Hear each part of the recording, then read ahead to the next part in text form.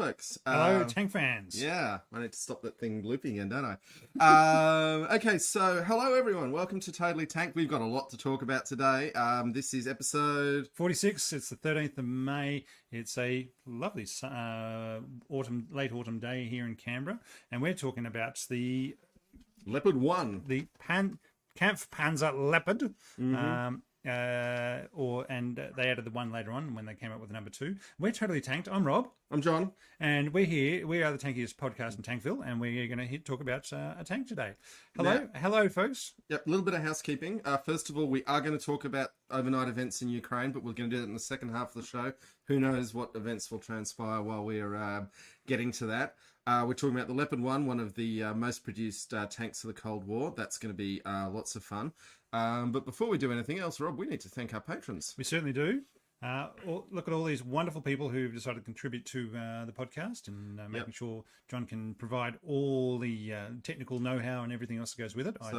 Chris Peze, Cornelius Weber, Per Sikora, and Stamps, our top-tier patrons. And then the next tier down, we've got Full Stop, Brian Jenkins, David Mulvaney, Eugene, Carter Heller, Fartmaster, Floaty Burb, HMS Inconceivable, James Peters, Scotch 12, Spencer Davis, and Vikram Murthy. And I've missed someone. You'll come around again, Chris Doyle. Anyway. As in... No, different Chris Doyle. We don't have the Chris Doyle. Hope not. A bit strange. Okay, and you folks are already burning away in the comments, so that's hello all. Fantastic to see. So Alexander Hodge from Canada, we've got some QMJTC. He's not saying where he's from. He's probably going to go to sleep. That's okay. You can watch it tomorrow. We'll be here. Yep. You've had your shout out. Evan from Texas. Yep. Tasman. Yep.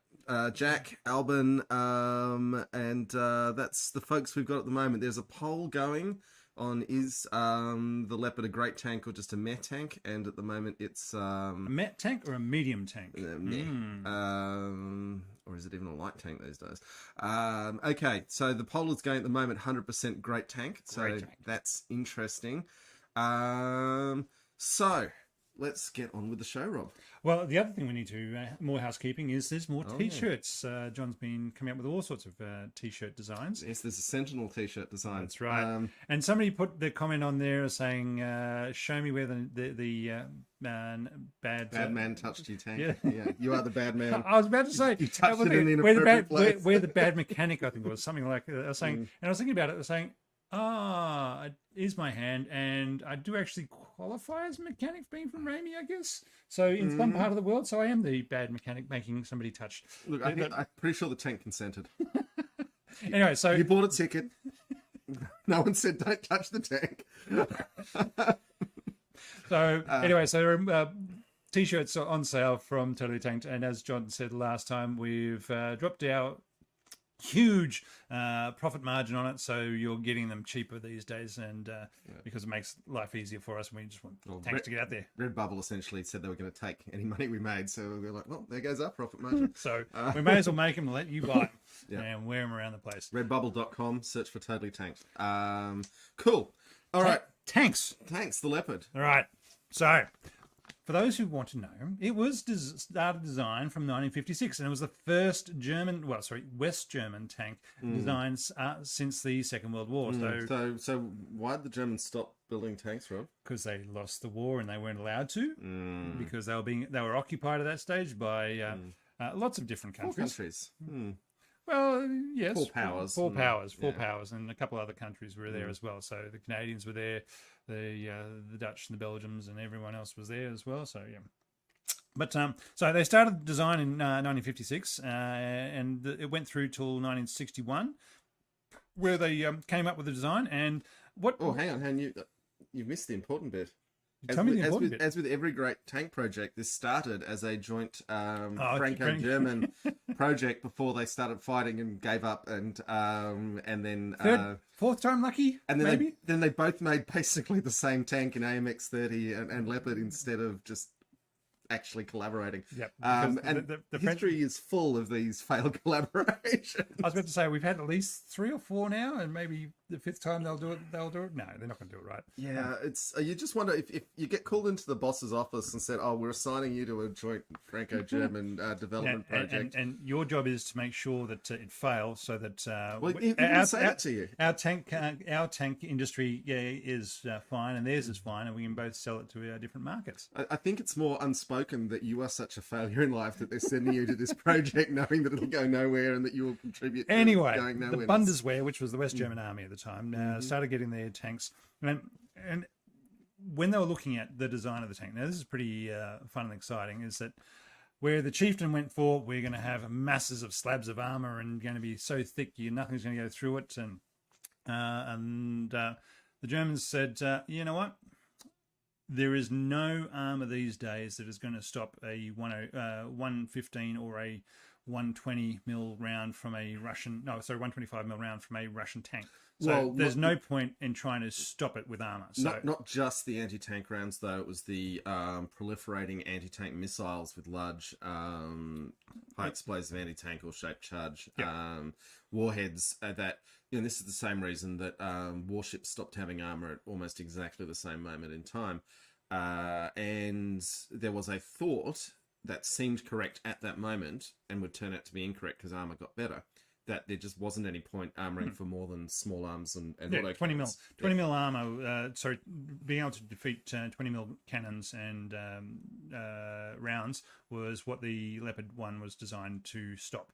RPGs go through it, any sort of tank round to go through it, missiles go through it, artillery to go through it. So they said, right, in the trifecta of armor, firepower, and mobility, they went mobility first, then firepower, then armor. And they went for the firepower with the L7 British 105 mil gun, rifled gun. The greatest tank cannon of its era. Yep. And still, I mean, we've talked in a previous episode about the Chinese Type 15, which is a new lightish tank using the L7 105, literally a license-built version. I still wish I knew a little bit more about how the Chinese came to have the license to reproduce the L7. But somebody sold it to them. I know someone sold it to them, but it would have been a really interesting discussion. I'm pretty sure we discussed it. We did, but we don't know the full details. I can't remember what we said at the time. And then they said, right, we're going to make it mobile. And it's only got 70 mils of armor at the most, which is so much less than pretty much everything else running around on the battlefield at that time. Yeah, I mean, it's worth noting, for those on the video feed, there's a bunch of pictures of different makes of Leopard 1, and a lot of the later ones, particularly the 1A5, do have a lot of applique armor, particularly around the turret cheeks. Which changed the dynamic a lot, added weight. But one of the cool things about it was that by simply saying armor protection as minimum as we can make it and still call it a tank versus some sort of self-propelled gun, it meant the power pack wasn't as overloaded. It meant the whole thing could move itself over bridges without great fears, and there was much less maintenance load. I mean, we rode a Leopard 1 at Osama-Fest, didn't we? We certainly did. And I would say that it was the smoothest ride. Was it the Leopard we were on? We were on the Leopard. Okay, same. It was the same thing because the Leopard 1, surprisingly enough, had broken down that morning. Otherwise, we would have ridden that, but they didn't get around. Yeah, but so we've been on a Leopard 1 chassis, and it's probably almost certainly the smoothest tank chassis I've been on a ride on. And that's, I don't know, maybe 15 tanks. And we'll get to that. But okay, so some other stats and figures for it. So in service from 1965, they built 6,565 of them, of which 4,744 MBTs. We will call them main battle tanks for the moment. Later on, they'll become medium battle tanks. And it's still an MBT. It is still an MBT, but it's not a frontline tank at all later on in its life. But this is the big one, is 1,741 utility tanks. So this is where we get all the variants, and we'll get onto those in a bit. And there are Leopard utilities still in use today in countries that never operated Leopard 1s. So they just developed a really reliable, useful chassis, which is still very much in use today, despite it being initially designed over 60 years ago, 70 years ago. Well, coming on 70 years ago, yeah. So it started out as 40 tons of weight. They bumped it up to 42. 9.5 meters long, three and a quarter and a third meters wide, and only 2.4 meters high. It's got a crew of 4. Armor, as we said, 10 to 70 mils, so not much all around the tank. And they found, I think it was 180 millimeters less armor than Chieftain in equivalent positions. at least, Yeah. I know that, yeah. We'll come back to that. the guns, the 105 L7 A3. Somebody was telling me in the chat before. It's got 2 MG3s in the. Some of the countries changed the MG3s out for their own heavy machine guns. So they're the MG3s are 7.62s, yes. So one in the coax roll beside the barrel, and one in a mount for the commander or the operator. Yeah. Can we talk briefly about ranging machine guns?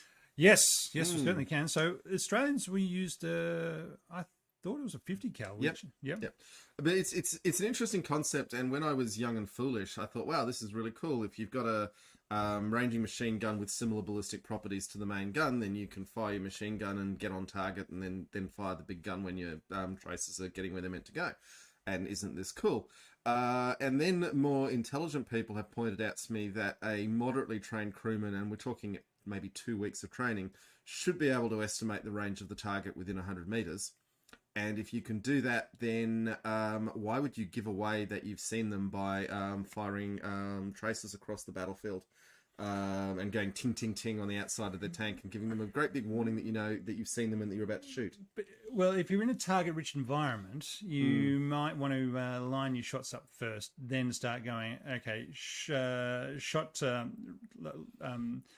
50 cal round down, hit that first T64, blow it up, hit the next, line up the next one, line up the next one, line up the next one, and using it that way is probably the only really good reason I think for it is you've got a target-rich environment whereby you want to make sure you're changing targets a lot and wanting to be aiming on them quite quickly rather than having to guesstimate the ranges. Because this, remember, it was designed in the 60s, and we're looking at Cold War activities, and they didn't have laser rangefinders. In fact, they weren't fitted for them until the 1990s or mid 80s. Although, you know, when I speak to people who know what they're talking about on these things, as opposed to me, they will say, you know, again, a laser rangefinder has the same problems as a ranging machine gun in that it is very likely against a peer opponent to give away that you're trying to get a firing solution on them, and the benefit of it versus 2 weeks of training in range estimation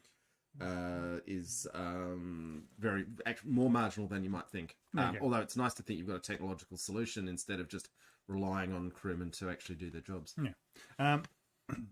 All right, so we've got a 10-cylinder, 820 horsepower engine.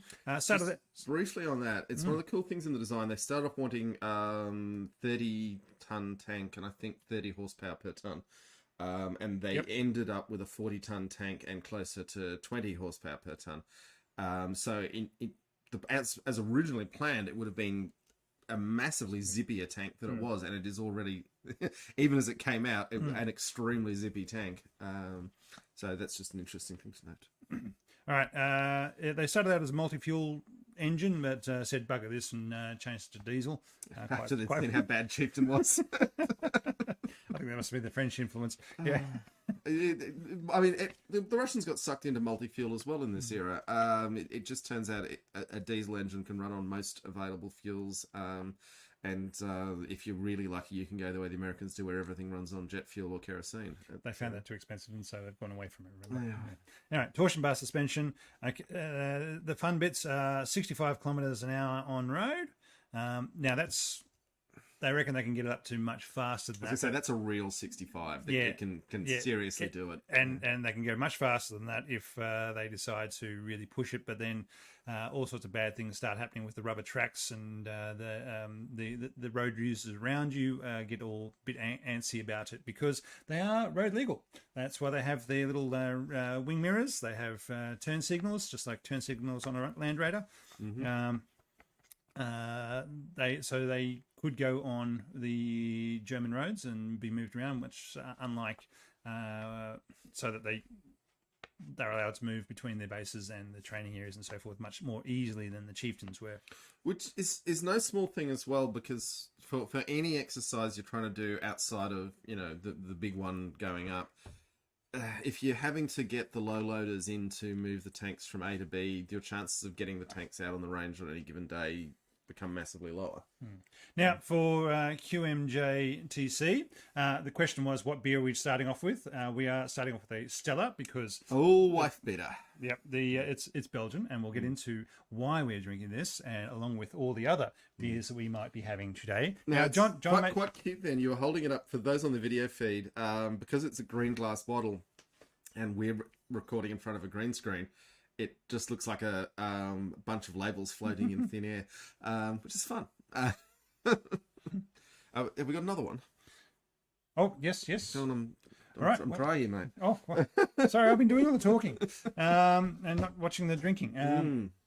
All right, so that's what we're having. Priorities. So John we did joke that we were, it was operated by 50 countries. We're going to do 50 beers, but that's a little ambitious. It was a little ambitious. And I had actually already made the plan of saying, well, we're not doing 50 beers, but I'm going to bring a number of European beers. No Canadians, no Greeks, no other bits and pieces. But I did bring a range of European country beers that have used the Leopard, which we'll get onto. Now, I couldn't find a useful number for the reverse speed. So it has 2 gears in reverse. So I'm assuming it can do somewhere between 15 to 25 kilometers in reverse. So better than the Russians, not as good as modern tanks, but still pretty good for the time. It's got a 600 kilometer range on road, 450 kilometers off road. Yeah, 600. Now, the Australian versions, of course, made a lot more. Increase the fuel tank size or carried fuel canisters with them, because I remember talking with some tankies way back when, saying they would carry 100 litres or something like that, and they would go 1,000 Ks for them. So there you go. Now we'll start off with the versions of the actual MBT. So we had the Leopard 1. Well, sorry, we had the Leopard. This is what it starts off with. And no one knew a Leopard 2 was coming. Yeah, so this is all called the Leopard. Then the A1 came about, which was adding skirts, new tracks, and a stabilizer for the gun. Then the A2, which was thicker turret armor. The A3, which was the welded turret. So the first turrets were cast steel. And then we brought in a welded turret, which decreases weight, increases volume inside the thing, and something else I can't remember. The A4, which is new fire control system. Then we went to the A1, which was the add-on armor. So you'll see a number of versions like the one right behind me. The Canadian has a number of C2, but yep. Yeah, well, part of the fun of the Leopard series and its naming is that the Germans say to their clients, "You can call it whatever you want." So that's why the Danish call theirs DK. Yeah. It's just an interesting part of why the Germans are so successful with tank exports is they have a very customer-centric approach where it's like, what do you want? Sure, we'll do something different for you. Whereas other countries, it's a more, here's the thing, do you want it? And it's like, well, it's not really suited to our conditions. Yeah. Possibly bribes as well. But, yeah. The A5 version added a thermal imager, laser rangefinder, digital fire control system, and then the A6 was just the prototype with a 120mm gun, but it was not needed because they were at that point in time, in the 90s, building the Leopard 2 anyway. So they said, yeah, look, nice to have, but we're not going to bother with it. Now, so that's all our nice little figures of the tank itself. But more interestingly, John, was who operated it and how many and where they went. Well, it was the most successful tank in the world. Simply that of all the many, many countries that bought it, none of them ever used it in anger. Wow. Because it was so good that no one wanted to take them on. During the Cold War. Yeah, literally we suspect that right now in Ukraine they're going into action. But until this moment of their second coming, which we'll get to later, they were never used in anger. Now, partly it wasn't just because no one dared fight a country that had Leopards, that they weren't that good. It was more the Germans were quite good at refusing to sell it to anyone who was actually going to invade anyone soon. Unlike the French. Yeah, yeah. Yeah, so which is quite clever, and you can sort of see that because we talked about when they were talking about sending Leopard 2s to Ukraine that the Germans were really getting antsy that they weren't going to be the only country sending their modern tank to Ukraine because they didn't want their tank being the one getting blown up on the on Twitter, basically. That's where we watch tanks being blown up these days, but in theory, the nightly news. And you can actually see that in the way that they were very careful in who they exported Leopards to, that they were very unlikely to send it to someone who was likely to be using them. Which is a funny thing with why would you have a tank if you don't need it? But, we all have reasons. No, let's keep going. Sorry, I had something that went. That's all right. All right. So, like the M60 and the Chieftain, it was a Cold War warrior tank, as John's called it. It's the Cold Warrior. Very grateful that we didn't have to use either of those, any of those Allied tanks in any sort of World War III scenario of the Russians coming across. The Eastern Bloc countries coming across, and the North German plains or the Fulda Gap. Which is why it didn't get used, because that was its main role, was to defend against a Soviet Eastern Bloc incursion during the Cold War. Very grateful that never happened. All right, so... Oh, sorry. One point I wanted to make was that during its run, literally every country in the world that was paying for its own tanks and not making its own tanks bought Leopard 1 that the Germans were willing to sell to. Yes. It was completely ubiquitous and universal. It was a bit like the SLR in being just the vehicle that everyone wanted. Well, when you say SLR, you mean the Fabrique Nationale. Yeah, the FN FAL. Sorry. Yeah. We just call it for our international audience, the FN FAL, as in the battle rifle that everyone in the world wanted to buy if they were choosing what to buy, and not a Soviet bloc country. Yeah, which got their own version of it. Anyway, so of that 6,500 tanks, the Germans took the most of them. They had 2,400 of their tanks. Again, didn't use them. Quite happy not to use them. I don't think the world was ready for Germany to be using its tanks for that time. No. I think we're cooler with it now. But... As Monty Python said, not Monty Python, but he... where are you going with this, Rob? Faulty Towers. Don't mention the wall. All right. Belgium got 334, but they slowly reduced them by selling them off, giving them away, and selling them to... I'll get into this point a bit later about selling them to various arms, essentially dealers or maintainers around the place. Well, let's touch on that now. Because it's turned out that all these arms merchants have warehouses full of Leopard 1s that they're now flogging to Ukraine. That is a real long-term bet. It's not cheap. And not like one or two. We're talking, hundreds. Yeah, hundreds. That was a real long-term bet in future conflict. And I wish I had the kind of money to... make those kind of speculative punts. I mean, because it's in service to so many places, they probably could still sell them for parts and things over the years, but it's still a lot of money to lay out on waiting for something like the Ukraine war to happen. Now, talking of Belgium, we are drinking a Belgian beer. I know, this American dude, QMJTC, he reckons the podcast is a downgrade in the visuals to actually see us. From nothing to what he's got is a downgrade. So, well, just listen. I'll take that in good humour. Listen to the podcast better. Then. Yeah. All right. So we're drinking Stella, which let's briefly talk about it. Belgian lager. There is a reason this is one of the world's most popular beers because this is an absolutely. It's just an absolutely delicious lager. It is brewed with Saaz hops and pure malt. It's a 330ml bottle. It's a 4.8%. And sold around the world and easily available. It's AB InBev's flagship beer, and they're one of the 80% of all the beer in the world's made by AB InBev, but obviously Stella is just part of that portfolio. Yep. It's there for a reason. It's very delicious, and on a hot summer's day in particular, if you can step into a bar with a nice beer garden and drink a pint of Stella Artois, your life is going pretty well. So, and Belgium did have a number of Leopards. In fact, 334.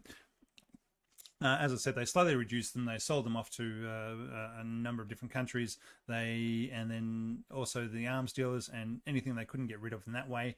They, along with many other countries, said, you know what, we're just going to make them hard targets and put them out in the range and shoot at them.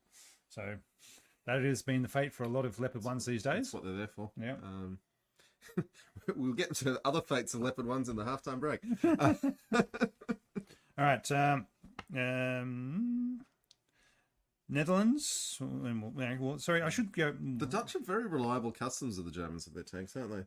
Yes, they are. They bought 468 of them.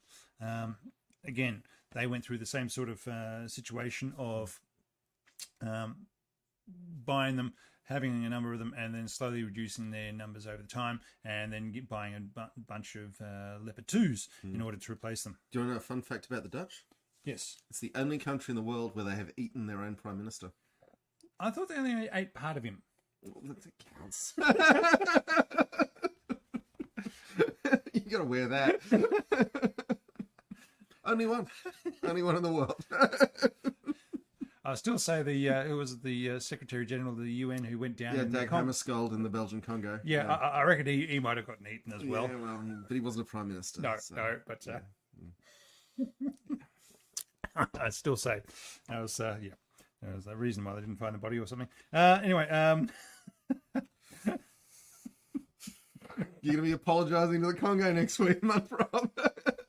I'm in so much trouble. All right.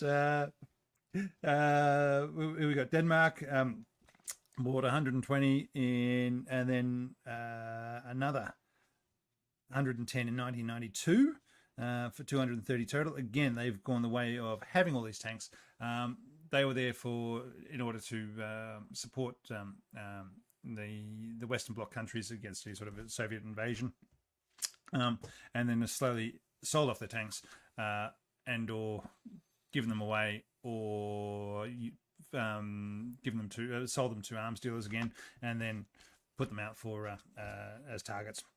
Norway bought 70 of them. No, sorry, Norway bought 172. Sorry, in 1970. Again, they've slowly gotten rid of theirs. Italy is the second biggest user and producer of the Leopard 1s. Great choice for Italy with all their winding mountain roads and. That's a really good point. I'm surprised Mr. Lamborghini didn't object to the idea of having Porsche engines, but he rolling around to Italy. But anyway, if he wanted to make Lamborghini engines for them, he could. I mean, well, it was MTU diesels, weren't they? yes, but it was designed by the okay. Porsche company. Sure. Yep. I don't think Lamborghini do a lot of diesels. They do tractors, though. I was about to say, they do tractors. That was always the complaints that Lamborghinis, the only thing they can do is sports cars and and tractors. Yeah. So, I don't have to make the engines for the tractors, but that's well outside of scope of this. Now, so they're the only country that's outside of Germany that was building Leopards under license. So they built up to 900 and another 250 of the variants of the Leopards around the place from 1971, sorry. So they bought their first 200 and then built the others all under license, and again sold them all off over time because they were in the position where, again, they were on the front line. Just remember, they were on the front line of the Iron Curtain with Austria and a couple other countries in the Balkans, whereby they were getting rid of their M60s M47s. That M48s that the Americans had given them, and said, right, we need a new tank. We're not going with the Americans, the M60s, therefore we're going. And then they saw the Leopard being rolled out by the Germans and said, we'll have that and we'll start building our own. Turkey bought 227, of which they've upgraded 170 of them to their Vulcan version, the indigenous to Turkey upgrades to their armament. Sorry, not the armaments, the armor packages and fire control systems and a number of other things to allow them to use them. Greece is the most operates the most Leopard 1s still. They still have over 500 Leopard 1s in use as of today. And the Greeks are an interesting case in that they have again, a bit like Italy with lots of winding mountain roads, but they also have an enormous need for amphibious transport, particularly using roll-on, roll-off ferries to reinforce their enormous number of islands, many of which they dispute with Turkey. So it's an interesting choice in that the Greeks literally can't go for a tank much over 40 tons. Yeah. So I think that explains, plus that, and they've had a lot of economic crises. And, yeah. Of which, so it's a funny one with Greece in that they seem to have been given most of them from Germany because of other failed arms deals that have gone through. So there are other military contracts for frigates and various planes whereby they had a contract with other countries and said, oh, we're not going to make these payments, or we're not going to be able to afford this, or we don't want to buy those anymore. I'm not actually sure of the full details, but in recompense for those other arms deals, they got more Leopard 1s. Look, it's a thing that really annoys a lot of Greek people in that through all these economic crises that have been brought about through well outside the scope of this podcast, but things to do with the euro and the way Germany uses the euro to keep its own currency equivalent down. But the Greeks, they will be forced into an economic crisis that has very little to do with Greek people. They will be unable to get money out of ATMs to buy food. And yet, at the same time, the financing for the frigate deal that'll come through because no one wants to lose the financing for the frigate deal. But they did lose the financing for the frigate deal. But and that's why they got more Leopards. The point is, the average Greek in the street is quite sceptical of why they need 500 Leopards. Why there's always finance available to buy weapons and not necessarily to ensure people can eat. And I think that's a good question. Yeah. All right. I think I'm going to leave the Canadian and the Australian Leopards for a little bit and go on to the follow-up sales of Brazil. Bought 400. Yeah, these look really cool too. From Belgium. The BR variant for Brazil. Brazil, there you go. Chile bought 202 from the Netherlands. Then I do like the geostrategic divide. Like, you don't want to sell leopards to Argentina and Chile at the same time because then they might fight each other. And then there's bad press for these sales. Yeah, but you can sell them to Brazil and Chile because there's something in the middle. Well, I guess what the Argentinians are buying French or American. We'll get there one day. Yeah. But it also, again, worth noting that Chile in particular has, again, this winding mountainous terrain that is where the leopard does excel. And then we get on to the countries that bought all the engineering variants, and we'll talk about those in a minute. Estonia, Finland, Romania, the UK all bought a number of the various recovery vehicles, and Indonesia, sorry.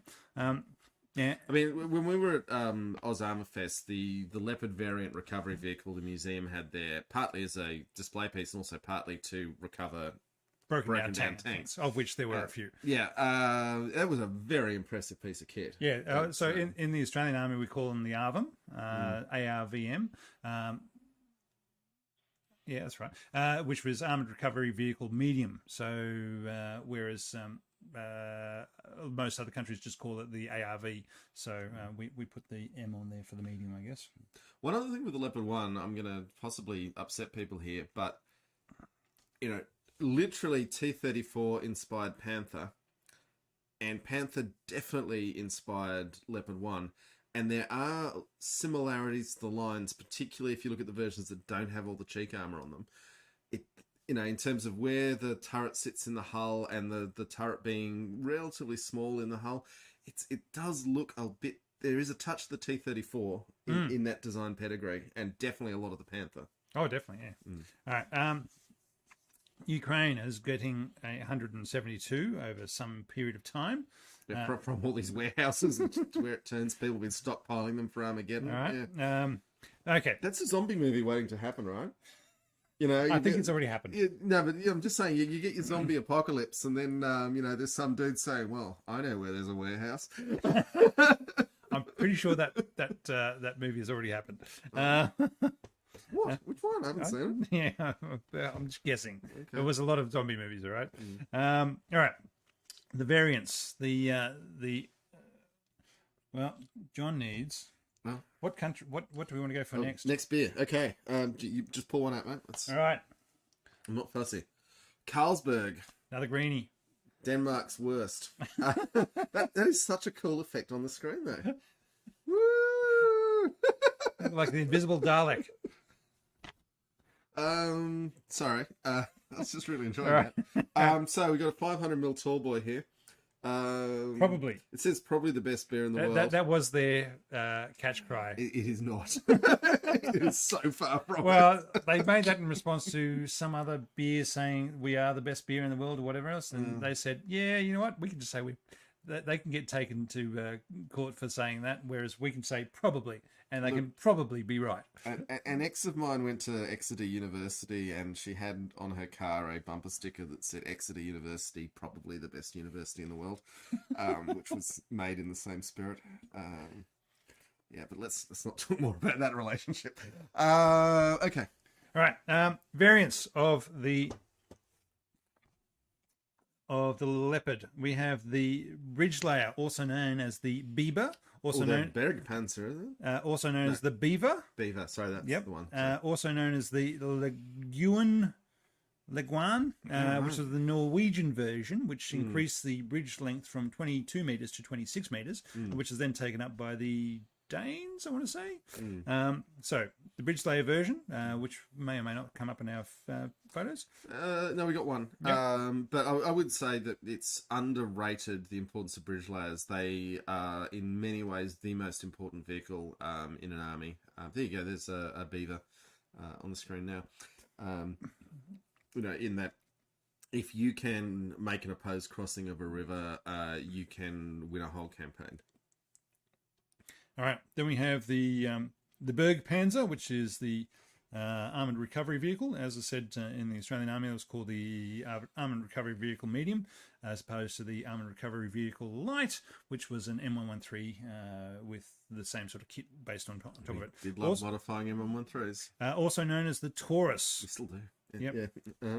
Then when there was the Pioneer Panzer, the Pioneer Panzer II Dachs, or also known as the Badger, which was the engineering tank. Yep. So that would have your dozer blades. It would have all sorts of engineering type activities going with it. So to make holes, break holes, clear holes, fill holes, whatever the engineers feel like doing. Then we have the Hippo, which is your beach recovery vehicle. The Brits, like this one, they put essentially, you take your Leopard hull, you put a ship's cabin on top of it, and you let it drive into the water and drag things out of the water and up the beach. It's such a weird little niche, beach recovery vehicles, but so crucial. What it's called the littoral space. Literal, not literal. Littoral. Yeah. Whereby you're transferring, moving from the sea to land, and that's what you need these sort of vehicles for. And you also have some training tanks, whereby they basically have a cut down turret and minimal armor on the vehicle, so even less armor than the Leopard normally has, and so they can teach drivers how to drive it around, and crew and commanders how to command inside a very cut down. Sorry, it's gunners and commanders to work inside a cut down version of the turret. Then you have the Wissant mine clearing versions, and they have a number of mine clearing attachments you can just chuck on the front of the tank, and we'll get onto that a bit later. And lastly, you got the Spag, also known as the Gepard, also known as the Cheetah. So this is our anti-aircraft version of the Leopard, which John and I rode around in at Oz Armourfest, with its two 35mm anti-aircraft guns. And now I've got to say, really importantly, particularly in what's now becoming modern warfare, a Gepard can fire. A Gepard has an organic radar capacity, which is really important. It can acquire a UAV or a drone. It can fire a 6-round burst, and that 6-round burst will take down any drone in existence today. Yeah. And to have a piece on the battlefield that can just clear the skies of drones like that with a relatively low cost, fast firing, highly accurate. Yeah. Not having to worry about. I mean, bang, away you go. Having said that, apparently the Russians are quite keen on slotting Gepards if they see them as well. So, a high value unit is a high risk unit. Yeah. Again, with all these things, they're very useful and capable vehicles, so that's all the variants we've got going around the place. Now, I want to talk about the Australian. Australian. So here in Australia, we bought after the Centurions stopped, did their fine work in Vietnam for us. They were getting long in the tooth by the 1970s, Yep. and even the biggest Centurion fan in the world will acknowledge that their time was done. A bit like the idea that T-34s might be sent to Ukraine. It's like, no, just build another tank. Leave the T-34s alone to be trundling lonely and slowly across the Victory Day parade ground. That was pretty funny. So for those that don't know, Vlad Putin just had his Victory Day parade, and the only tank they showed off was a lone T-34 as it drove down. What's their equivalent? The Red Square or whatever else. There's not a lot of spare hardware for parades in Russia at the moment. There were other tanks in other cities that were driving around, but that was pretty pathetic for Red Square. All right. So Australia, we bought 90 MBTs and another 16. Recovery vehicles? Eight recovery vehicles. Oh, and 5 bridge layers. But we often stuff up defence procurement in Australia. We're not very good at it. But the Army does seem to have been quite solid in always making sure they had enough utility variants for the tank units. Because otherwise the brown shirts, which is the RAMI, basically safety inspectors and mechanical inspectors, would come along and put a great big X across the front of whatever vehicle and saying this thing does not pass muster, it is not allowed out to play war. And getting around the brown shirts was a big achievement, and you probably mollify them by buying them great big toys such as the ARVM and the bridge layers and everything else. And they're saying, yes, if you want to go out and inspect these tanks, you have to drive this tank over there to inspect them and put and check off whether or not it's battle worthy. It's just nice to see competence every now and then. Never fired a shot in anger. So of our 90 tanks, possibly. Oh, ours didn't. Ours didn't. Our Australian Leopards never fired a shot in anger. Now, one of the fun things was they were based for most of their life at Puckapunyal Army Base, which is in Victoria. Pucka to its friends. Pucka to its friends. I've been there, have fun. Got the well, not t-shirts, but anyway. All sorts of fun stuff. They were based there for most of their life, from the 1976 when they were delivered through till 1992 when they moved north to Darwin. But while they were in Pucka, they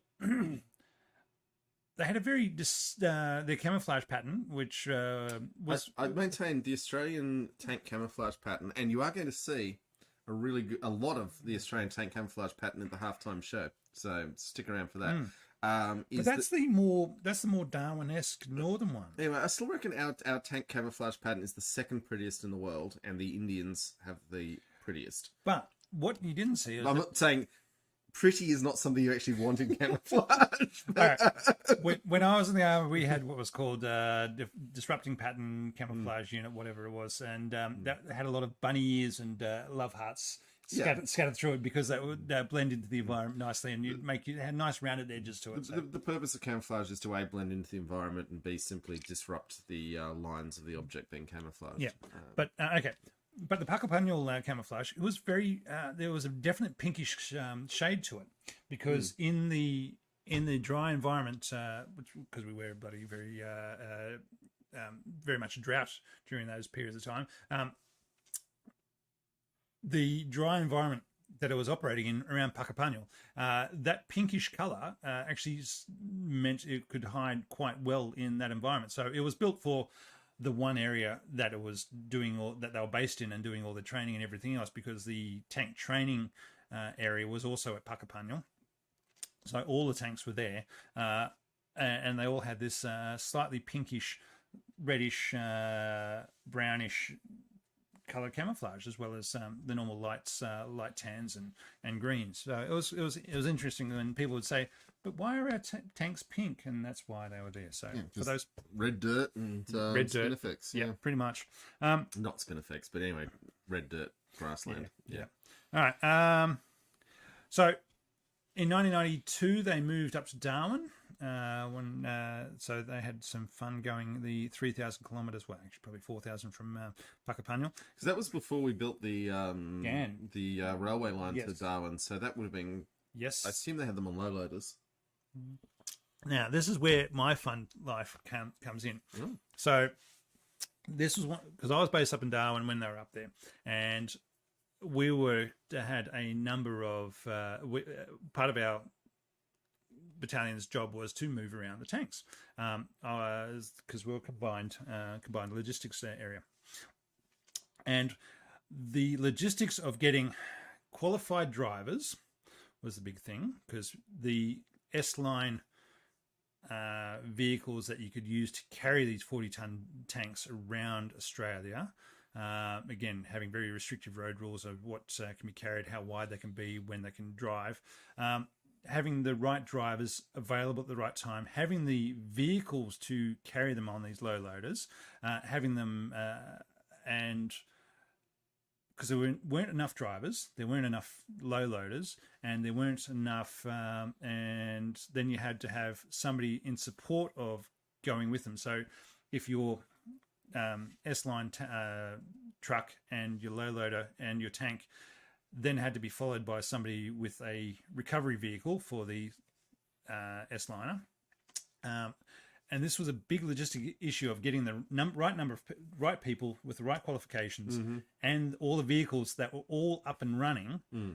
It made life very difficult if you wanted to move any sort of tanks around from Darwin to anywhere else. Yep. And it was a big job of getting all those things, and the number of days in advance, because I think we only had like 12 S-liners available in the Northern Territory when we were doing it. So, and you've got to get them all booked, and like you said, you've got to book the drivers. And I mean, the Chieftain in a long ago video did actually talk about an exercise, I think in the 60s, where the Americans tried to move heavy tanks from one side of Kentucky to the other, and assembling they could use trains for that. The train rolling stock, by the time they had all the rolling stock there, the rolling stock was getting moved away for other things, and that but it was a failed exercise in that they literally couldn't move tanks from one side of Kentucky to the other because they couldn't get the rolling stock in one place for long enough to do it. Yeah, and the other part for this was because the other big training area that we'd take part in would be Shoalwater Bay, which is 2,000 kilometres away in another part of Northern Australia.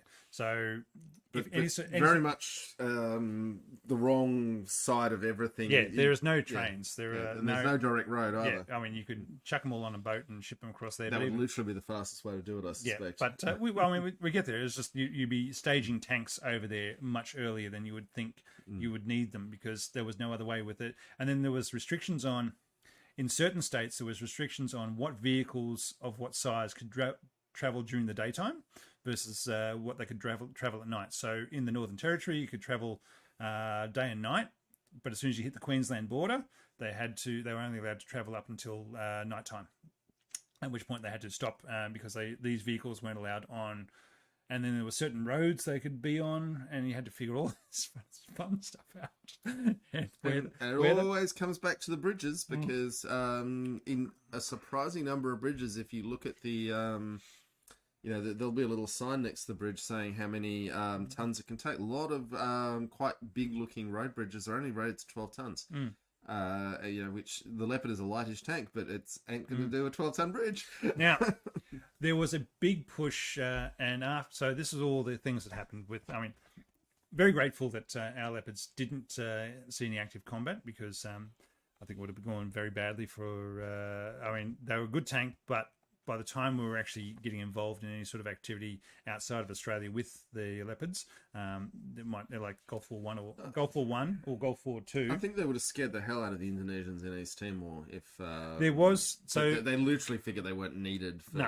So during East Timor in the 1999, they did send the troops who man the Leopard tanks from Darwin. They sent them over to East Timor, but they did not take their tanks. There were M113s deployed over there, but the tanks were not deployed. Now, the interesting thing was, at that point in time, in 2000, there was a big discussion of whether or not Australia was going to replace their tank fleet. So they had these 90... and when I say having moved from Puckapunyal to Darwin, they'd left half the tanks in Puckapunyal, so that was the training area. That was the training area. So the tank training still occurred at Puckapunyal, but the actual active brigade was based in Darwin.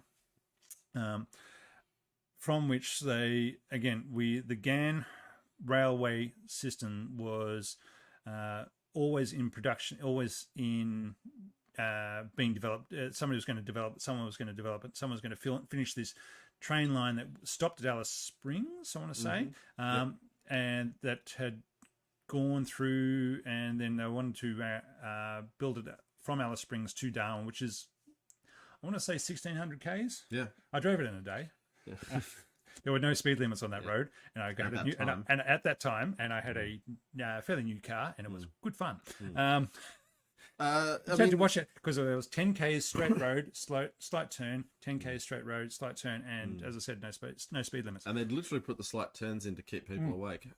Literally, yeah. But it is the finalisation of the Alice Springs to Darwin railway for Australian strategic things is a very important achievement of the Conservative Howard government. People had talked about it for decades and decades and decades. No one had done it. And I think they built it for $2 billion, which in terms of cost per kilometre, and I think it's got something like 48 bridges across rivers, was just, they've got it built astonishingly cheaply. And they got it built so we can actually move heavy equipment up to Darwin without needing to send ships around Cape York. So, huzzah. Now, I'm going to digress a little bit from the Leopard on to this point, because it is, for the strategic parts of Australia, it is fairly, and a bit of the history with it as well. So, the GAN Railway, this extension of the GAN Railway, which went from Alice Springs to Darwin, was opened in 2004. Now, the potted history of the railway is that 1923, the name came, the Afghan Express, is due to the Cameleers, who was working, basically, you would get so far into the interior of Australia. Now, when Australians talk about the bush, we're usually talking about the nice bits in the southeast, around the edges. There's the bush and the outback, and they're actually quite different. And then there's the interior, which is the desert. It's just like great thousands and thousands of kilometres of just dry desert.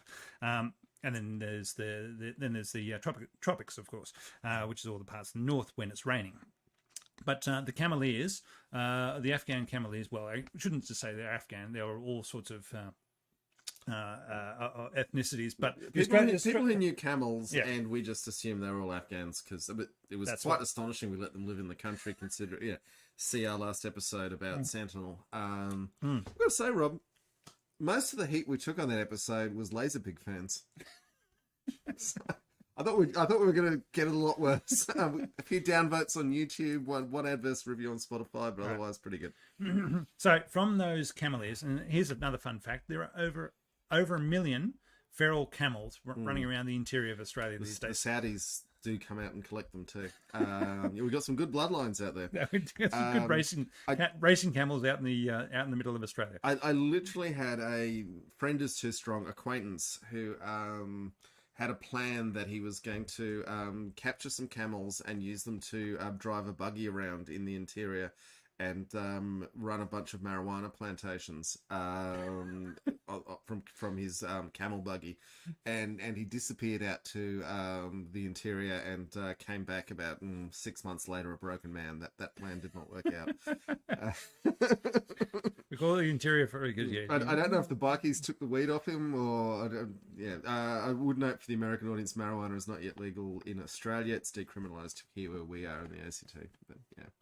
Come October, there's some other things happening, aren't we? Well, no, in that it will be Yeah. It's largely We'll illegal. worry about Small quantities are largely illegal here. Yeah. Yeah. Yep. All right. Just in the ACT, tiny little part of Australia. Yes. I literally have friends, and I'm not definitely going to name them, who are verging on getting in a lot of trouble because they're used to our jurisdiction, the Australian Capital Territory's laws, and they're going to their holiday homes in other parts of the country and being like, "Oh, I'll just grow some here as well." It's like, nicer environment. I can have pork plants, can't I? No. The New South Wales Police Force are going to have a very different view of this. Anywho, I digress. So you digress on my digression. Okay, so the big thoughts were in 2000 to 2004 that there's no point having replacing the Leopards. This was a big push, so they did not see a use for they were seeing that the Leopards are old and they were not going to upgrade them any further. The Australian military was saying, we are going to get rid of our tanks. We're not going to buy anything further. Now, the GAN opens up in 2004 and suddenly they're deciding, oh, you know what? We might replace them with Abrams. Well, because they could actually get them from the training area in Victoria to the deployment area in Darwin, whereas before that would have involved chartering a cargo Now, ship. what's interesting, John, that's exactly what I thought, but they don't go on the They don't fit trains. on I reckon they can if they need to. They probably can if they need to, but I'm assuming the rail unions are saying no because they bought some. They're outside the template or something. Yeah. Whatever the case is, they do not. The Abrams, the tanks that Australia, however many. Got 100 or so. No, not even that. We've got about 50. 50, yeah. We've got a bunch more. No. Anyway, we got the Abrams. We've got just enough, the bare minimum, to have a training cadre and an armoured brigade. But Brigade. Sorry. Anyway, so we bought. So having bought the Abrams, they have not gone on the rail line that we built in order to be able to move tanks around to the far end of the country. We did also buy 2 enormous landing helicopter docks, which can move tanks, and C-17s. I was about to say they also bought the C-17s, which can actually haul, and 16 tank haulers. So not the S-liners that I was saying. So basically, they had some dedicated transport for these tanks, and the C-17s, which can actually move an Abrams. Yeah, one Abrams, Abrams, one at a time, very delicately positioned. A jet, a transport jet flying an Abrams from one place to another is still quicker than 16. However many times it's going to take it to get 2,000 kilometres from Darwin to Townsville. There's quite a funny story, so I'm going to tell it about why Australia bought the C-17, which was, you might remember, around 2004 there was an enormous earthquake in Pakistan, and there was a huge global effort to provide support to it, and the Australian Prime Minister John Howard, who we mentioned before, flew there to see what we were doing, and they flew him there in a Hercules, a C-130. So he bounced around in this propeller-driven thing for however many hours. So many hours it took to get to Pakistan, and they landed next to a bunch of C-17s that other countries had. And the Prime Minister looked at the C-17s and he said, "We're getting those."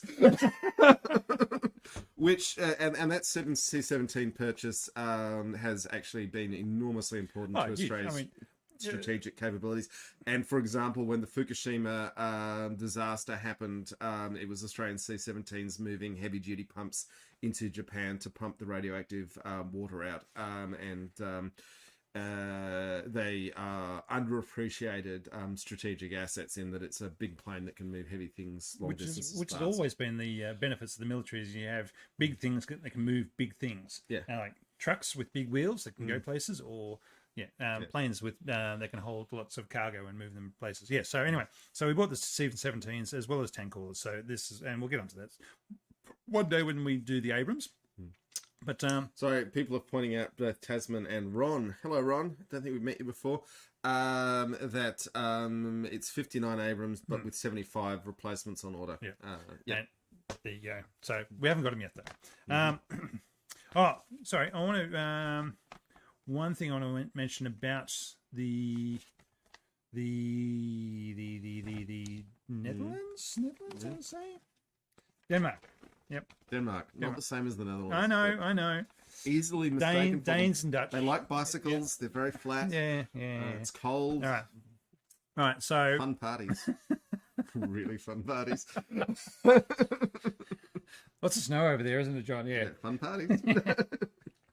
Anyway, Denmark was the first country to use the Leopard in anger in 1994 when they sent tanks across to Bosnia as part of a UN force. So the white painted Leopards were over there, and they fired for the first time in 1994. The Leopards fired in anger against a Bosnian Serb force then. So that was the first time. And now, do we want to go into the Canadians? I think we need to wind up on the leopards before we go on to the next bit. All right. I just want to say the Carlsberg tastes cheap. Yeah, it does. In contrast to the Stella. The Stella, yeah. Yes. Now, John needs another one, so we're going to go... Need is an interesting word in this situation, but yeah. Italian. Oh, Birra Moretti, and it's a brown bottle, so we can actually see it. This is amazing.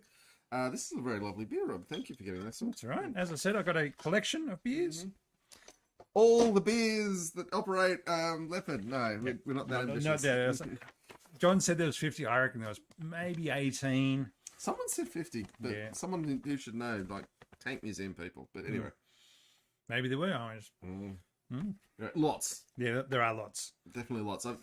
I nearly put a map in the slideshow of all the countries that have operated Leopard, but then I decided I couldn't be bothered. All right, so I'll do a few things more on it. Other countries looking at leopards. Ecuador wanted to buy 60 from Chile, but they didn't have the money for it. Lebanon wanted to buy 43 from Belgium, but Germany, who still remember Germany gets a veto in where they go. Usually, they've supposedly stopped their veto for sales to Ukraine, so they can say anybody's allowed to sell to Ukraine. Lebanon. So the sale of Belgian leopards to Lebanon was stopped by Germany, saying, "Yep, we're not selling those ones." Canada tried to sell their leopards to Jordan, but it fell through. So Canada still doesn't know what they're doing with their old leopards, and probably going to end up as target. They're going to go to Ukraine, I reckon, along with their F-18s. Yes. All right. Now, Canada is realistically the only country that has used leopards in anger. In Afghanistan. Yeah. So they would. Tasman is pointing out that Danish Leopard 1s did fight Ukrainian T-55s in the Yugoslav conflict. But there you go. All right, they did get deployed to Kosovo during, what was that, 98? As part of a peacekeeping force there. There's lots of cool photos of the Canadians and Norwegians leopards leaping through the snow. I like to call them snow leopards because it is pretty cool when you just see out of a bank of snow a tank just appearing. Supposedly one of the fun ones that the Australians used to do for training exercises, that they'd put the snorkel on top of the conning tower, I guess, on top of the leopard. Then they go drive their tank into a local dam around Puckapunyal. And so while other armoured units were 1113s were driving around doing their things, suddenly a leopard would drive out of the water and start blatting them away and saying, "Ha ha, you're dead," as part of their training. Well, I mean, it's funny because an M113, you don't even need to use the main gun on a leopard. A 50 cal would eliminate them pretty quickly too. But yeah. But the point being is they used to have fun hiding in dams for Yes. The fun we are going to show in the halftime video, which is coming up soon. 1990 Zero Army Reserve recruiting ad, which is basically why Rob joined the army. And it was. Look, just remember, Australia had 17 to 18% unemployment, and even higher for school leavers. Yeah. So at that time, but I'm just saying the ad was so cool, and it made everything that the army did so cool, particularly if you're a young white private schoolboy, because everyone in this ad looks like a young white private schoolboy. It literally looks like Rob and I and all our friends at that age. Those are the people in the ad. It's not to mention the music. Come on. You'll see. The way it uses the leopard just in very small chunks of bursting out going, aha! It's pretty cool. All right. You're going to see it soon. All right. Canada. Our Canuck friends. So they deployed their leopards to. Sorry, it's interesting for them is that when they bought their leopards, they were all stationed in Germany. They didn't actually. They had a few training leopards that they brought back to Canada to train on, but all their leopard battalions, their armored battalions, were based in Germany. So they had 3 over there. 2 were manned at any one time during the Cold War, and the third one could be then brought over. They would fly reinforcements in and to man the tanks that were actually already over there. So that was their contribution to NATO. After the Cold War, they had to do something with these tanks and saying, well, we've got all these tanks and we've got all these troops that have been sitting around Germany drinking beer and smoking cigarettes, and what are we going to do with them? Oh, we're going to put them out in peacekeeping forces. So that's what they did, and they were going through the same sort of process that Australia was in 2000, 2004, saying, well, do we really need a tank? They were definitely looking at getting rid of their leopards in order to go to the striker. Everyone has these debates. The British still have these debates. We will have them when the M1A2s are coming up for a time, and everyone has. Do we need these things? They're really expensive. They have very limited use cases, and the answer always comes back: if the brown stuff is really hitting the fan, you definitely need them, and you don't need them today. You need them 20 years ago to build the capacity and in terms of how to use them. And for any country that can afford it, a small number, which is what the Australian Force got, what so many countries do, around 100, is an absolute. Even the POMs are only going to have 100 Challenger 3s. Yeah, and because that's the number to keep the capability alive in case you get in a situation where you really need them. And as the country of Ukraine has discovered, when you need them, you definitely need them. Yep. All right. So the Canadians. Having deployed to Afghanistan, they went across there with a number of essentially infantry fighting vehicles, not highly armored. They had a situation where one of their convoys got ambushed, and after that, and they lost a number of people, and it did not look good for anybody. And after that, they said, you know what, we're putting the tanks in. So this was 2006. They sent the Leopards over to protect as convoy protection in Afghanistan, in Kandahar province. And the next day, the tanks were firing in anger for the first time in a serious type situation. I mean, not that Bosnia wasn't serious, but it was still there was different things happening. NATO forces in Yugoslavia weren't being actively engaged in the same way they were in Afghanistan, but I don't want to say one conflict was. No. Yeah. It was both bad. Both were bad in both different ways. So having the now the Leopard ones. So the Canadians had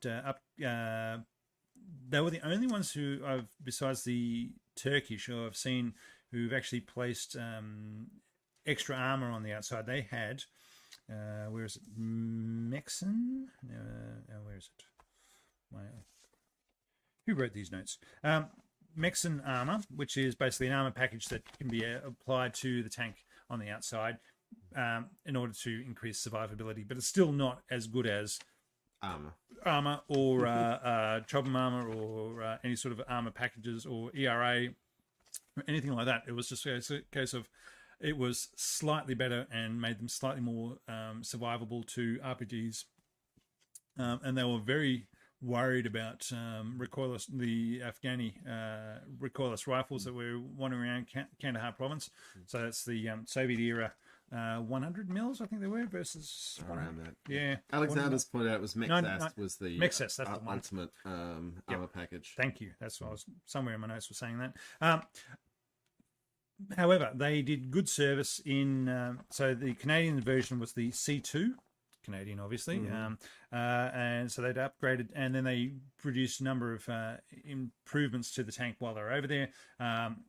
For more water, thermal protection because it gets hot. So I'm assuming these are the things. The Australian tanks, of course, always had a tank telephone built onto the back of theirs. Well, we're sensible people. Yes, and which you'll see in John's video as we go for a wander through the garden. I didn't know that was even in there, but there we Yeah. go. Oh, yeah, no, it's the round part at the back of the tank. I was Yeah. wondering if that was for expelling shells, but there you go. No, it's on the back of the hull. Yeah. Okay. Yeah, Cool. little round circle. Yeah.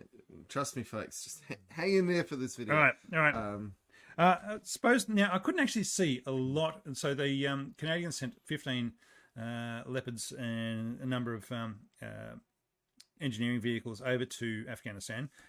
I could not find, besides their first shots fired in anger, I could not actually find a lot of what happened with them. Now, supposedly there were 3 of them destroyed and 15 damaged. Now, whether or not that was the Leopard 1s or the Leopard 2s that the Canadians brought in to replace them, it was one of those things, a case of there was not, with my 5 minutes of Googling, which because that's how much time I spend on these. 5 minutes is a lot of Googling. You bring up the articles, you got to read the articles, and you got to find the information you actually want in them. Could not actually find anything useful. There was only one article from the Ottawa Times about that and how 3 were destroyed and 15 damaged. Now that might have been the Leopard 1s or the Leopard 2s that were replacing them.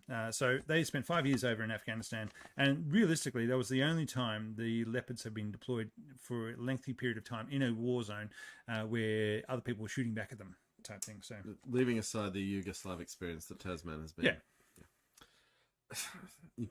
Yugoslavia is tending a little bit towards police action, although noting they definitely fired their main armament, and we're not, discounting that. One of the things I'd like to talk about with the Leos to wrap up this little bit of it is there seems to be a lot of countries that have gone straight from the Leopard 1s to the Leopard 2s.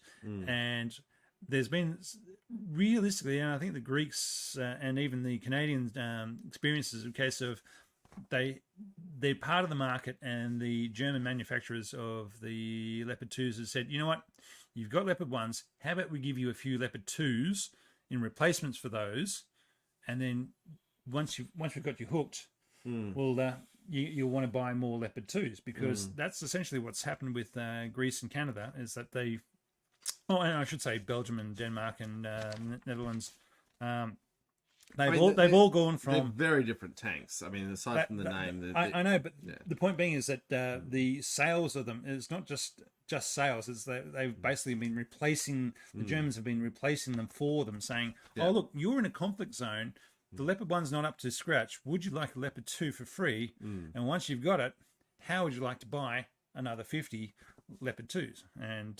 And you've already got your bridge layers, your recovery vehicles, your minesweepers, and everything else. We're going to come back in a minute to talk about some other final things on the Leopard and its life, and what is going to happen with it in Ukraine. Okay. But for now, we're going to take a quick break. We're going to take a little break. So enjoy. There's a couple of little videos here. One, the Australian Army Reserve recruiting ad that features a starring but limited role of the Leopard 1s in Australian service, and then the other one is just a little video I made of a Leopard 1 that sits on a street for obscure reasons we'll get into. So hope you enjoy it, folks, and we'll be back in about 6 minutes for those who need to have a wee like we do.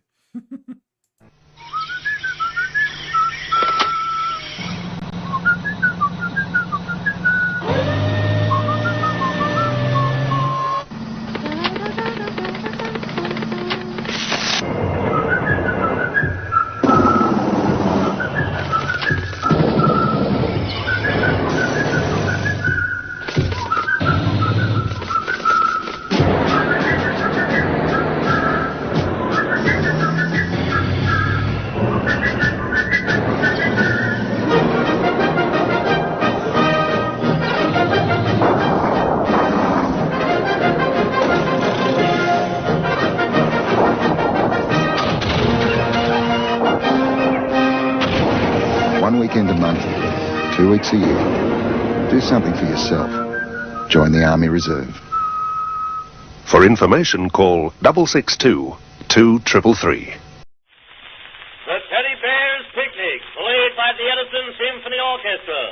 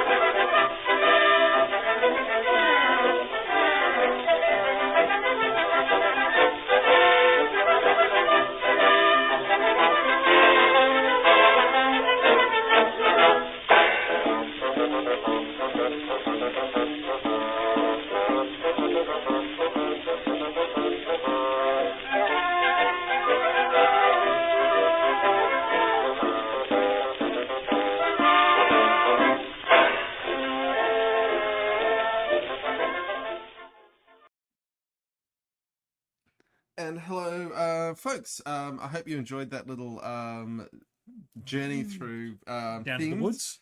Now, Looking for a big surprise. Let's bring up. Okay, so this is just a little repeat of the video you just watched, but we're going to be talking. So, here in Canberra, there's a leopard. Shall we do? Talk about the Birra Moretti. Birra Moretti. So this is our Italian beer for the day. Mm-hmm. It is a 330ml bottle, 4.6%. Imported line. Of course, it's line beer because everything's line beer in Australia. Yeah, I mean, quite pale, but Italians tend to make moderately malty lagers, and that's a really good thing. I do often say that French and Italian beer making is underappreciated. Well, we just don't get. I mean, the French, the Italians obviously coming in via the Lion Brewery, but the French obviously don't have the brewing agreements within Australia. Within I the big, see a point in exporting. But, or have the logistics situation set up whereby your Belgium and your Dutch and your Danish brewers have got, and say they're big conglomerates of shipping them all around the world. Yeah. Now let's talk about why there's a Leopard one sitting on a random street corner in Canberra. There is, because as part of Australia's efforts to what are we going to do with our leopards, with our 100 or 90 leopard 90 MBTs that come once we get once we get the Abrams? What are we going to do with these things? And they decided, well, you know what? Australia loves an RSL, which is, for those people who want to know, it's a return service. Interesting league. point. Return Services League. This wasn't an RSL. It was. That wasn't. Oh, okay. I'll let you get into that later. But either way, is that so these are return service persons clubs scattered around each town within Australia, and they said, right, we're going to give away 30 of these tanks, and we're just going to sit them out the front of these places and say, yep, this is yours now. Good luck. And they look good. They're big. They're tanky, and who wouldn't want one? And they are scattered all around the country to various RSLs. I'm assuming in all Liberal electorates, except for Canberra. Well, this is in Monica, which is the most Liberal leading part of the city. Okay, so before the Return Servicemen's League, the RSL, which, I mean, to give us a sense of these things, places like the Rudy Hill RSL, I think, literally have their own postcode. Some of these things are enormous. They cover acres. They are full of bars and televisions to watch sport. And pokey machines. Restaurants, and a lot of gaming machines, which is problematic, but let's not get bogged down in that right now. And then you get, historically, the RSL has made a lot of... Ready, and There's tank telephone. Yep. Telephone. Yeah. Historically, the RSL has done things like saying Vietnam veterans aren't allowed because we don't think it's a real war enough. Yep. They have a very long history of making very bad calls on issues, but let's not get bogged down in that either. The Canberra Servicemen's Club was set up in the 1940s before the RSLs really existed. Really? So it was always its own separate thing. And Lady Gowrie, who was the wife of the Governor-General at the time, by my reading of the plaques that are still up in front of the ruins of the old site, actually paid for what was... Because I went into it a few times before it burned down. Essentially a really large house, because that was what they had the building materials for, with a couple of big-ish rooms that had bars in them, and... it was sketchy and weird, and this decrepit 1940s era large house trying to operate as a venue. It was odd. And literally, the club burned down in, I think, 2012, thereabouts.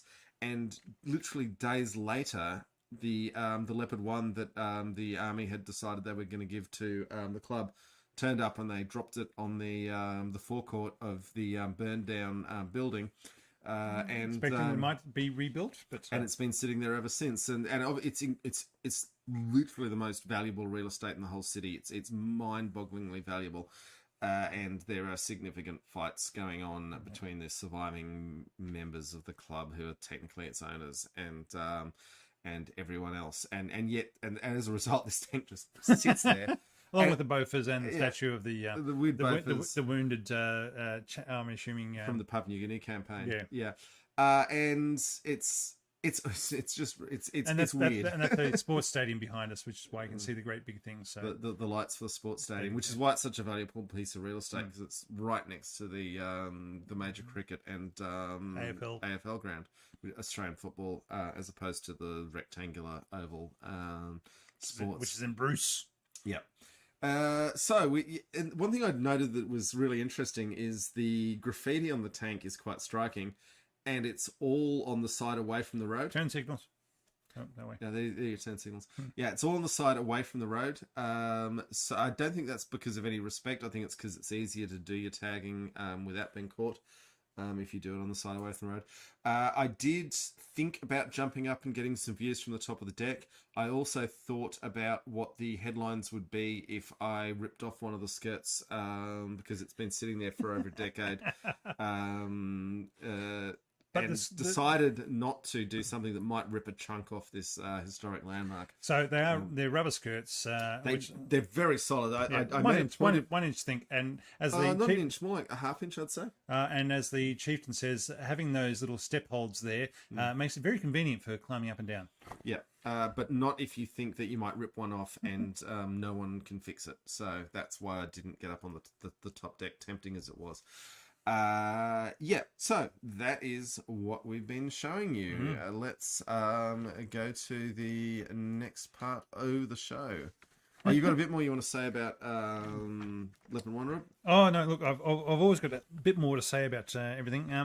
You were right; it's a very smooth ride. It probably really was the smoothest ride we had at Oz Armour Fest. That long wheelbase and the engineering that had gone into the Leopard just meant that as we were ripping around the course, and it was probably one of the fastest tank for it. The difference between it and riding the T72 was huge as to the how smooth the ride was. I would say the T72 was more fun. It was bouncier. But the Leopard was it was a better ride. I was about to say if you spent more for hours. Yeah, I was about to say if you were spending more than 5 minutes in a tank, then the Leopard 1 is what you would want to go for. And this is our German beer, coming around to the German beer for... This is a German tank. Because it is a German tank. Well, I guess the our finishing beers are going to be applicable too, aren't they? Oh, okay, good. Yeah. Excellent. Yeah. So, Rob, hang on. what more do you say about the Leopard? Difficulties giving them to Ukraine. So... Fun things about... So, a number of countries wanted to give Leopard 1s to Ukraine. The first one was Belgium sold 50 of their Leopards to a local arms dealer, essentially.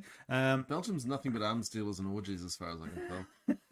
For 37,000 euros each. That's pretty cheap.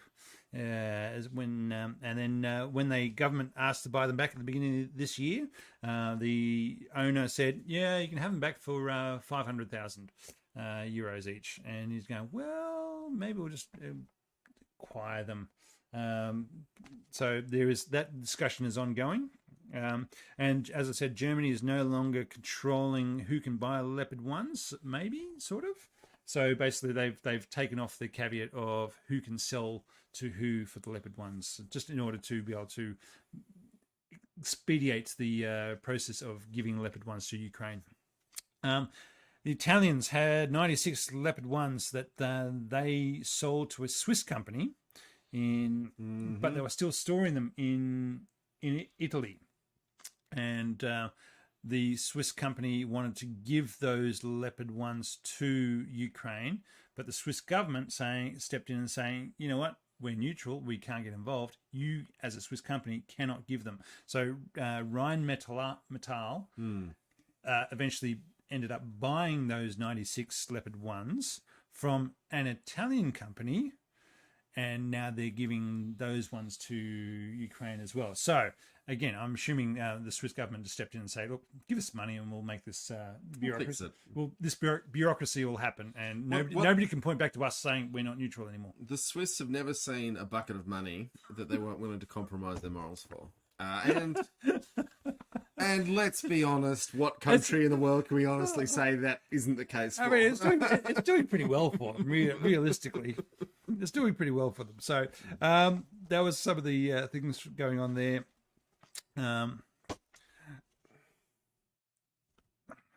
One of the questions I wanted to ask was back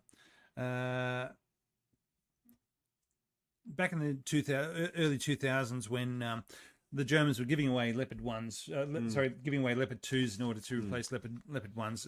What was Australia thinking?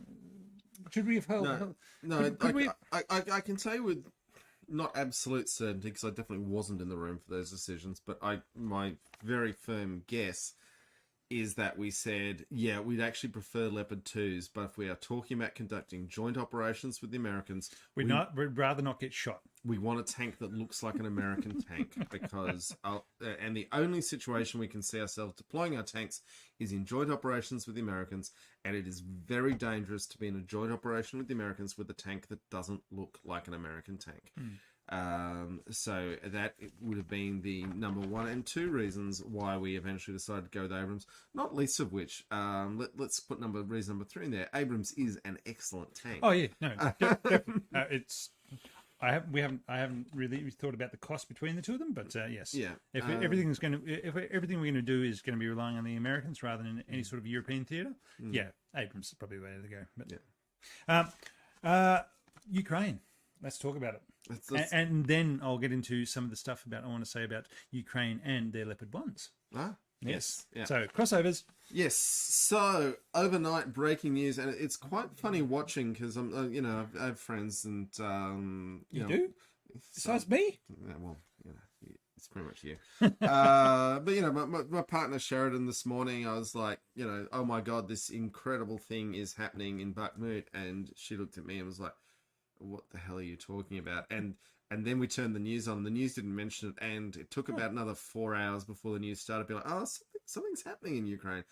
As for those on the video feed, you can see that we've got some memes going on from what's happening. That's the one that I've seen. Yeah, things happening. What it looks like at this hour, and all these things are up in the air. And are we subject to propaganda? Maybe. It looks a hell of a lot as if the Ukrainians are attempting to make a double envelopment of Bakhmut and replicate Stalingrad, which in terms of a humiliation for Russia would be, I can't think of a historic parallel. It would literally be like the Romans trying to replicate Cannae on the Carthaginians. Just to really make a point. And if they pull this off and envelop the Russian forces around Bakhmut, Vladimir Putin's head might be on a stick by the end of next week. Hanging from a light pole. Yeah.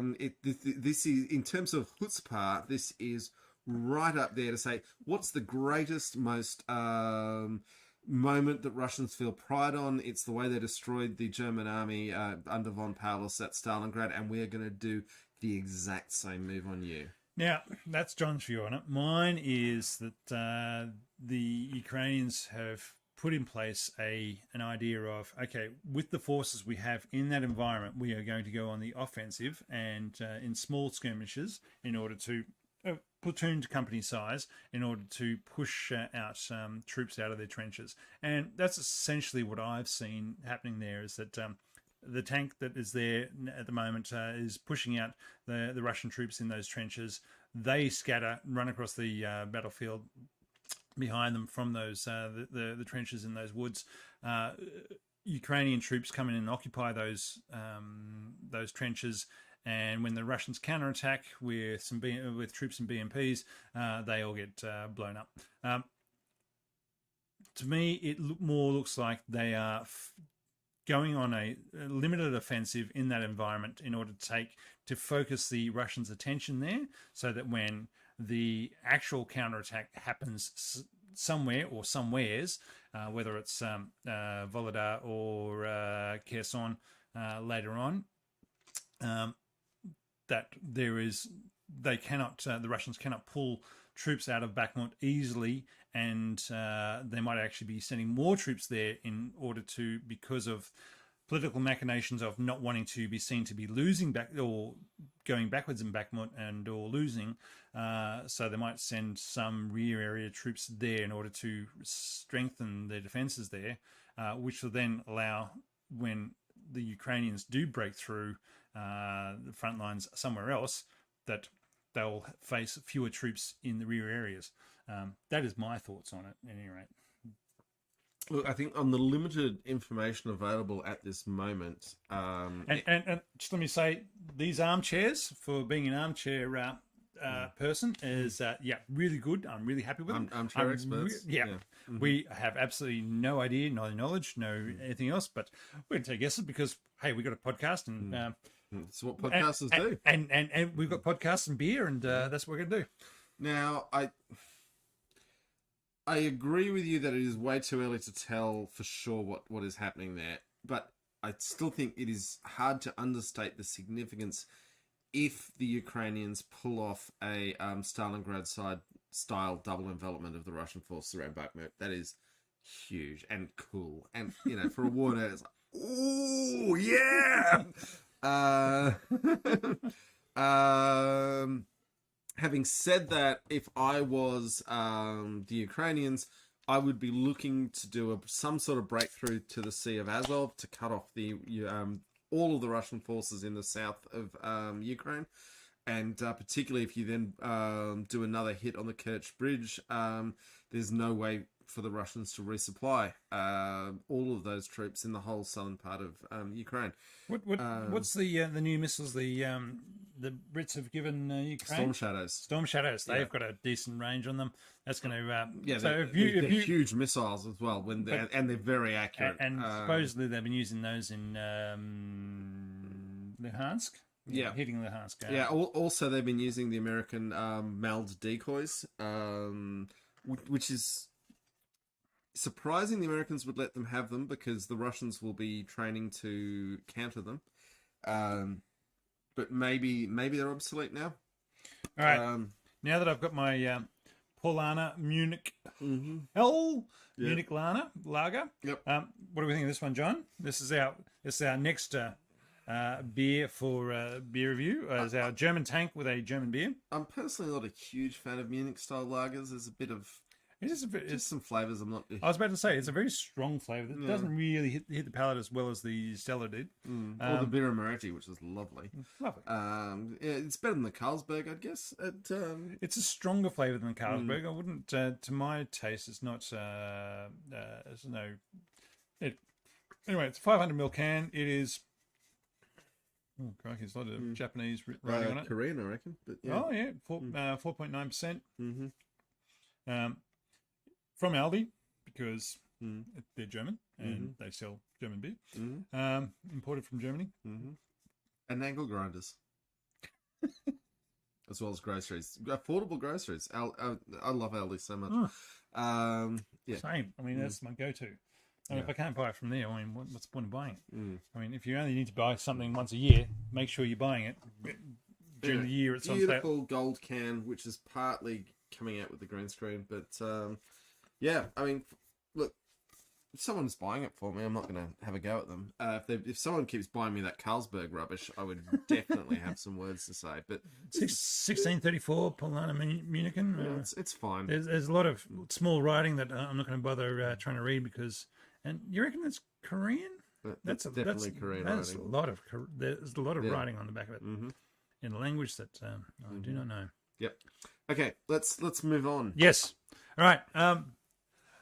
Leopard tanks in Ukraine. So having told they're not getting. We have not seen them yet. Not seen them yet. We know they're there. Yep. And I've seen Leopard 2s on trains, but I have not seen Leopard 1s on trains yet. And they have got all the various variants. So they've got Gepards, they've got Arvams. The Gepards have been in service for a while now and doing amazing work shooting down drones. But they don't have any hippos. Okay. I think it's worthwhile noting that they don't have any hippos. They might think that as they're crossing the Dnieper River, that they say, "Oh, I wish we had a hippo here to do something with that beach armored recovery." Okay, yeah, the barbs would be useful in coming up the sides of the Dnieper. The bridge layers, the Dnieper is way too big a river yeah, for. But, yeah, it's. But I read one article saying lessons learnt from the Canadians and how that applies to Ukraine, and the Canadian Leopard ones in Afghanistan. Their big benefit that they found was they could attach any sort of attachment to the front, any sort of engineering attachment to the front of the actual main battle tanks, medium battle tanks or whatever you want to call them, rather than just the engineering vehicles. And so you could have your dozer blade, you could have your mine clearer, you could have a different sort of mine clearer. I think there's flails and other sorts of plow versions, but you can attach all that to a Leopard 1, and so they could do those sort of activities, and as well as being a tank with a great big gun on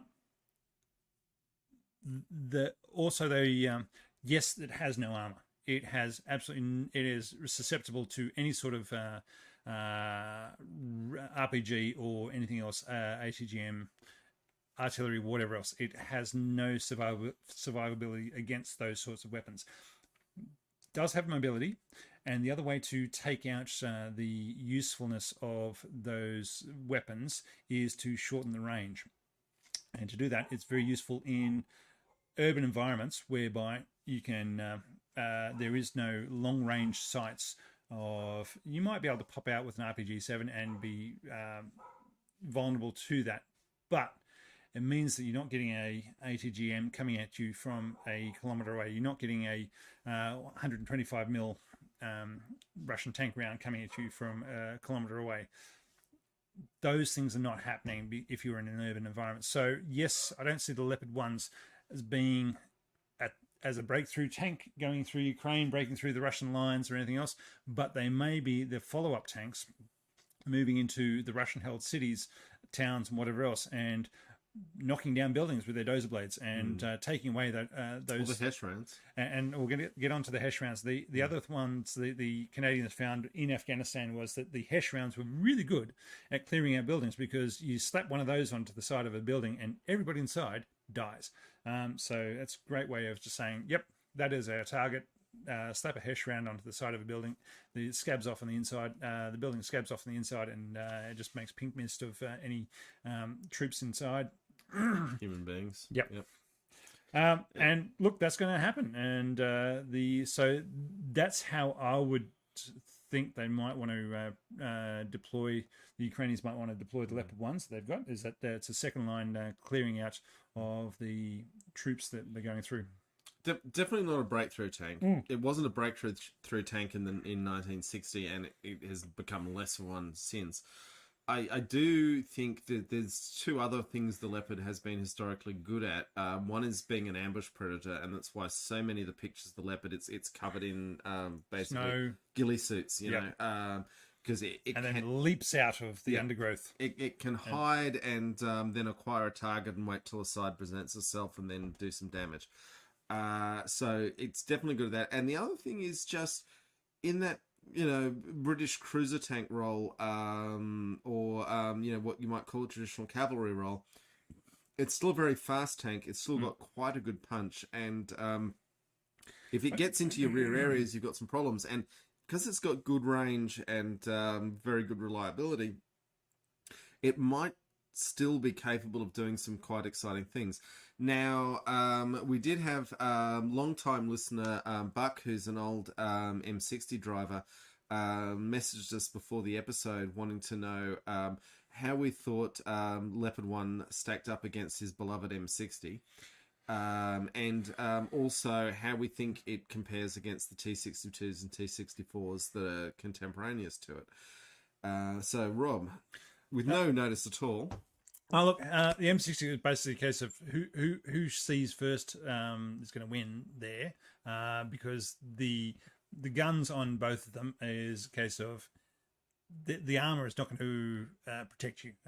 The T64, it has ERA in certain parts of it, so it might. And very early composite armor, Yeah, yep. But yeah. And same with the T62. Obviously has. I mean, depending on where you're looking at the life cycle of the tanks, T62s they would have had an ERA applied on them at some stage through their life during the Cold War. I think the Russians are running out of ERA, but probably. I mean, nowadays, Don't know we're whether going Ukrainians to find gonna out, yeah. realistically, Buck, we're probably going to find out in the next 10 days how the Leopard 1 goes against the T62, because that's going to happen. I would say in the M60 comparison, the M60 was built under what turned out to be the becoming discarded idea that steel armor could have a useful role.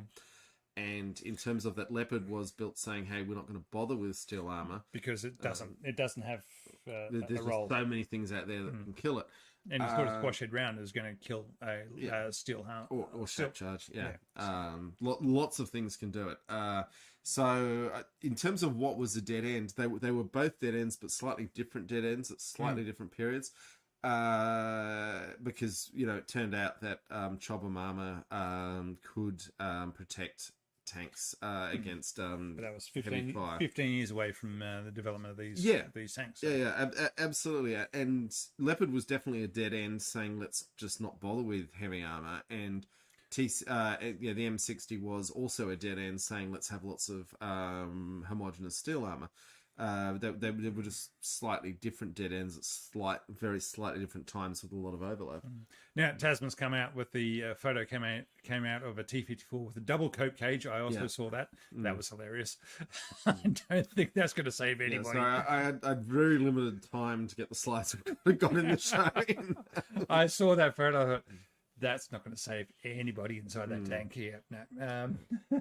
Javelin's going to go straight through, and it wasn't much of a cope cage. It was basically, anyway.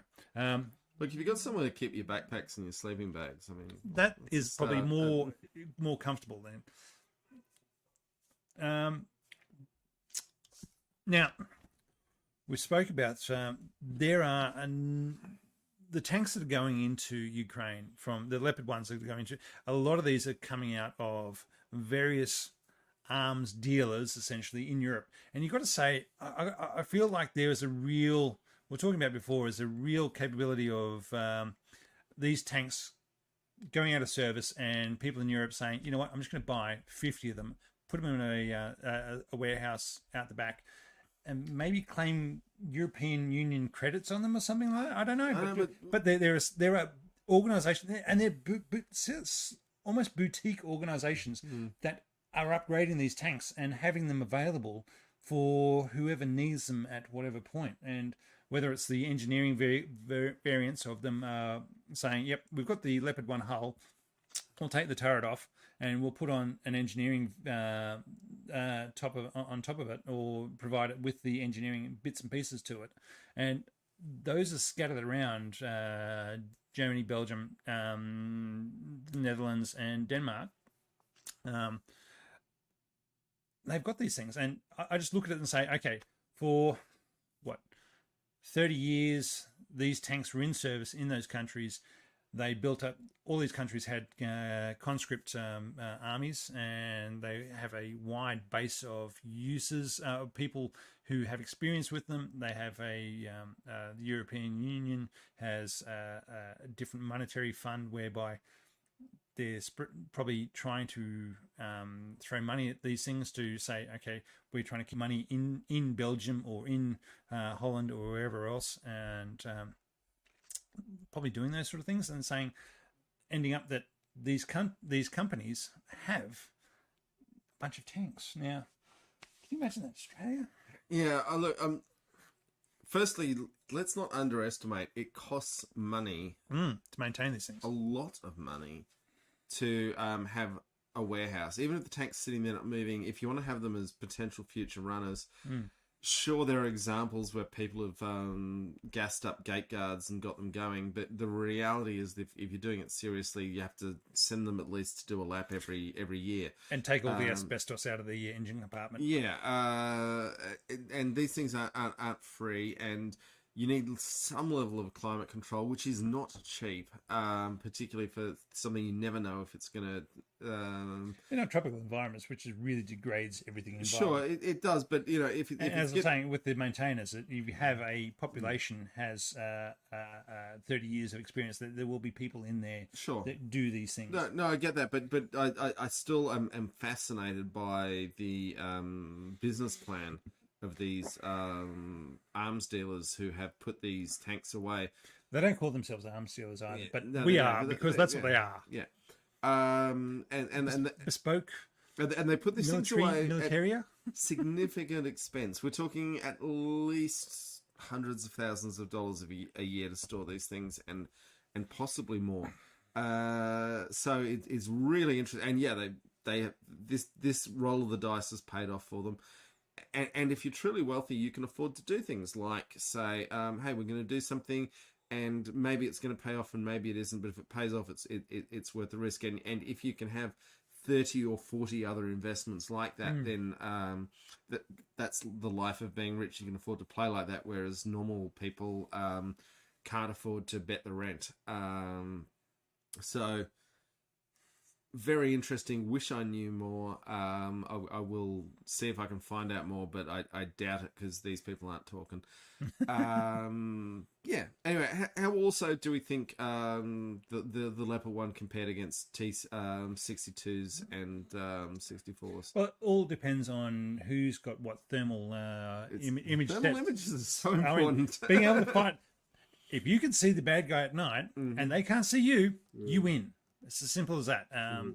You change all your doctrine to fight at night because they can't see you, and away you go. It's a pretty simple equation of yes, they might see your barrel bloom as you fire off the shot that's going to kill them, but that's it.